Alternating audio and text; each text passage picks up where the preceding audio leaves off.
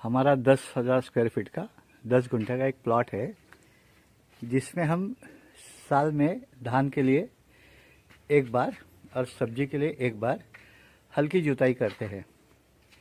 ये जुताई जो है ये 3 इंच 4 इंच होती है, और फिर इसके ऊपर हम लोग जो सब्जियां और दलहन फसलें सर्दी में करते हैं, जैसे कि इसमें मल्टी लेयर मल्टी क्रॉपिंग आ जाएगा, और उसको सिंचन व्यवस्था सूक्ष्म तुषार सिंचन से होगी। तो ये सूक्ष्म तुषार सिंचन जो है ये 10 फीट डायमीटर कवर करता है। तो एक का पानी दूसरे के ऊपर, और ये दोनों कतारों के बीच में अभी हम यहाँ पे अलग अलग फसलें लगाएंगे, जो 30 दिन से लेके 70 दिन, 90 दिन, 120 दिन ऐसी दलहन फसलें होगी, पत्ता सब्जियां होगी, मक्का होगा, ट्रैप क्रॉप होगा, तिल होगा, ऑयल सीड होगा। तो ये सब एक बार जुताई करके है। तो अलग अलग फसलें होने की वजह से उसमें अभी यहाँ पे मेन के ऊपर लेमन ग्रास है, तो इसकी खुशबू से कीड़े कम हो जाते हैं। तो मल्टीपल क्रॉपिंग में एक फ़ायदा होता है कि कीड़ों का प्रकोप कम होता है, और ज़मीन में अलग अलग फसलों की वजह से मिट्टी की उर्वरकता बढ़ती रहती है, मिट्टी का कार्बन बढ़ते रहता है, और फिर हम ऊपर से निकाल लेते हैं, नीचे का वही छोड़ देते हैं। तो हर साल में 2 बार जुताई करके, हल्की जुताई करके किया जाता है। क्योंकि इसमें हमें हल्की जुताई इसलिए करनी है कि हमें मेथी लगानी है, धनिया लगाना है, तो उसके बीज नज़दीक नज़दीक होते हैं, तो नज़दीक नज़दीक बीज हम लगा नहीं पाएंगे, और वो जब उभर के अंकुरण होगा तो उसको खरपतवार बढ़ने नहीं देगी। तो खरपतवार नियंत्रण के लिए ये हमें थोड़ी जुताई करने की आवश्यकता होती है। ये जब हम नई सीड लगाएंगे तो सीड कैसे लगाते हैं और उसके अंदर जो खरपतवार का नियंत्रण कैसे करते हैं, ये भी आपको हम ज़रूर दिखाएंगे। हमारे ये कई सालों का अनुभव है।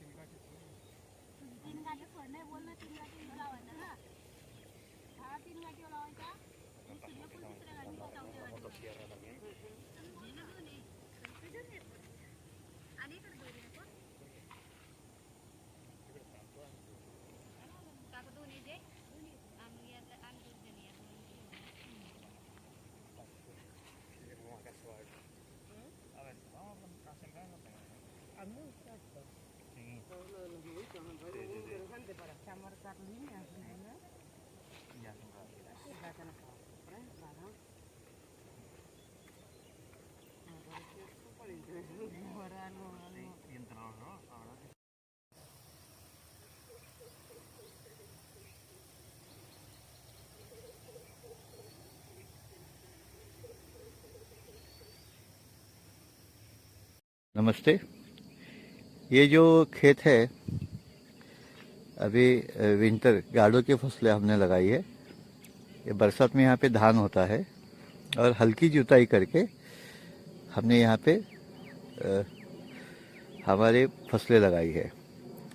ये फसलें जो लगाई है वो एक कतार में लगाई है, और जो है दलहन फसलें ज़्यादा है, और दलहन फसलों के बीच में पत्ता सब्जियाँ है।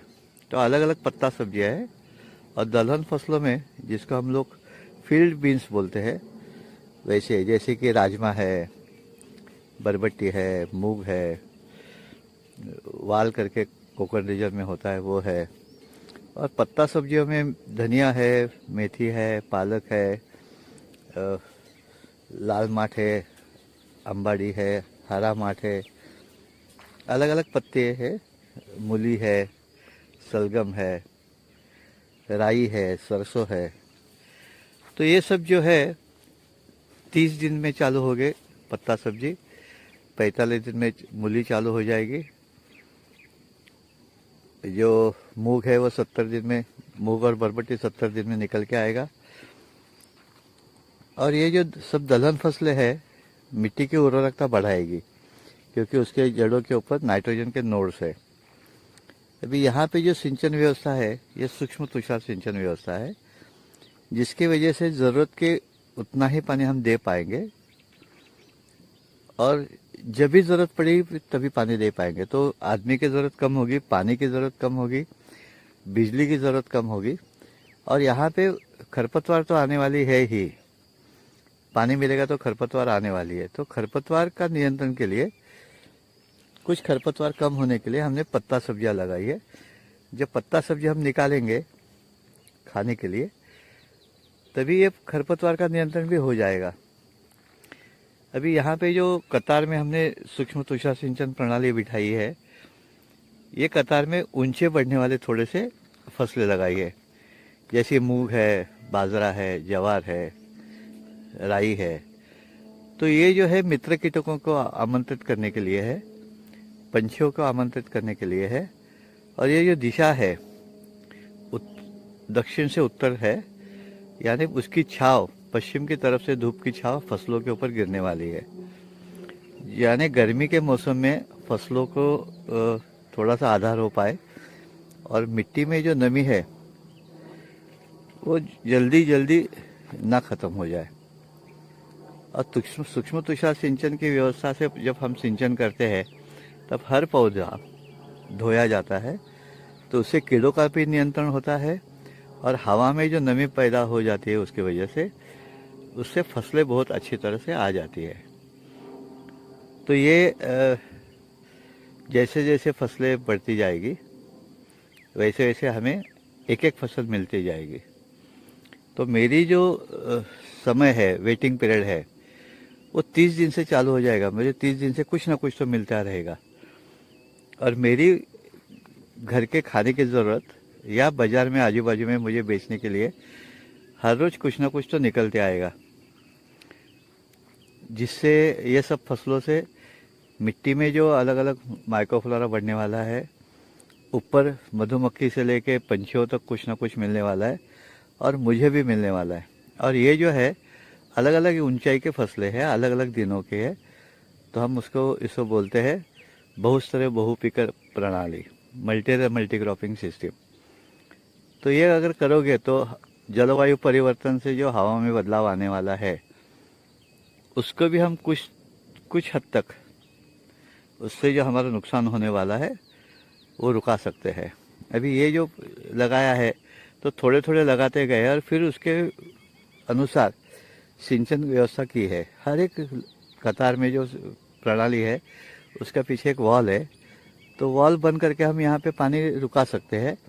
तभी इस तरफ से जो पहले 5 दिन लगाए पानी दिया है, यहाँ पे अभी पानी देना चालू किया है। तभी यहाँ पे पत्ता सब्जी निकली नहीं है, निकल रही है।